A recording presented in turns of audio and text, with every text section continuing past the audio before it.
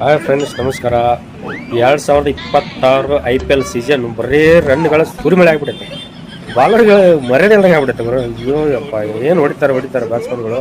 Bowler ಏನು ಯಾವ ಬಾಲರ್ನು ಬಿಡೋಳ್ರು. ಎಲ್ಲರಿಗೂ ಬರೀ 6-4 1-2 ಕನಸಾಗ್ಬಿಟ್ಟವು. ಎಲ್ಲ ಬರೀ 4-6 1-2 ಹೊಡಕತ್ತಾರೆ. ಜನಗಳು ಅಂತಾರೆ ಇವನು ಯಾವ ಟೆಸ್ಟ್ ಆಡಾಕತ್ತಾರ ಅಂತ. ಬಟ್ ಅಲ್ಲಿ ಆಡೋರಿಗೆ ಗೊತ್ತು ಹೆಂಗಿರ್ತೈತೆ ಸಿಚುವೇಶನ್.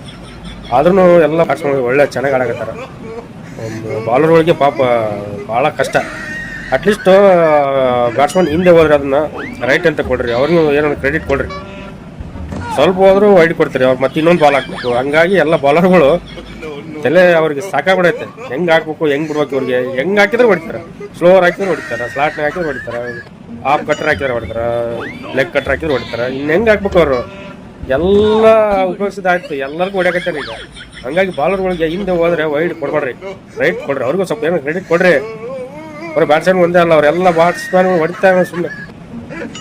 ಏನು ಗುರಿ ಇದು? ಈ IPL 265ವರೆಗೆ ಬಂತು. ಈಗ 170-180 ಕನಸಾಗ್ಬಿಡ್ತದೆ. ಏನಿದ್ರೆ 200 ಮೇಲೆ 170 ನಮ್ಮ ನೋಡೋರು ದೃಷ್ಟಿನ ಹಂಗೆ ಆಗ್ಬಿಟ್ಟೈತಿ.